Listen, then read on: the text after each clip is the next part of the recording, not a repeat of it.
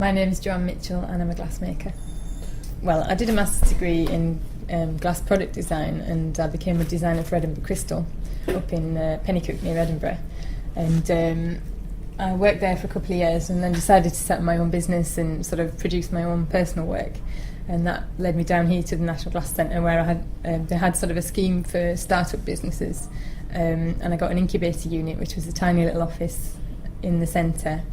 And sort of I've been here ever since, and the business has grown. And I started in business with Jessamy Kelly 3 years ago now, doing the fused glass. And so I've got the two businesses now, and we work together sometimes, and then we also do our individual work as well. There's so much around to support glassmakers. There's a network called Cohesion, which there's about sort of 120 glassmakers just in this area alone.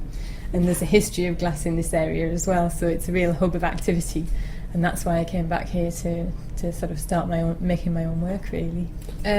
St Bede came over in, I think, I'm not sure about my history, I think it was 7th century, you'll have to check that, but he came over and brought stained glass window makers to the area, and so there's a history of stained glass in the area. In fact, St Peter's Church, which is just around the corner, had the first stained glass windows in the UK, and so I think that's where it started. And then, obviously, through the years, through the Industrial Revolution, there was glass factories built here, and unfortunately, the industry is pretty much gone now.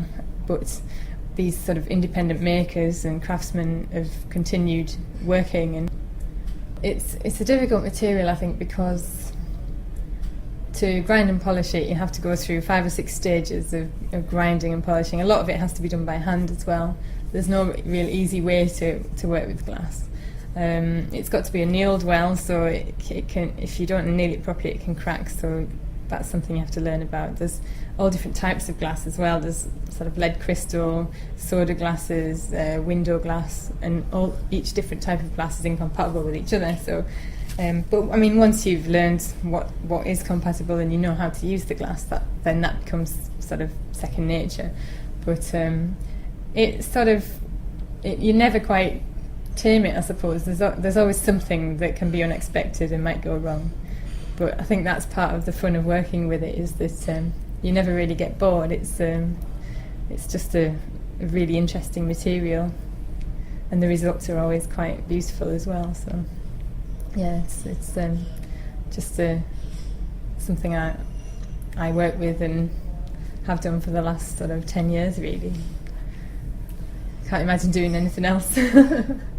Well, I first came across glass when I was studying a degree in three-dimensional design, which covered everything from wood, metal, ceramics, and product design for industry and glass. And I think we came across glass sort of at the end of our first year of study, and I went into the hot glass studio and watched a demonstration of the hot glass being made, and just found it absolutely fascinating and instantly fell in love with the material, and I've been working with it ever since. And you do tend to have a love-hate relationship with it really, because it's so hard to use. There's so many different types of glass that are incompatible with each other, and there's so many different techniques, but it's such a beautiful material. It's quite magical really, and I think once you're into it, you're sort of addicted really.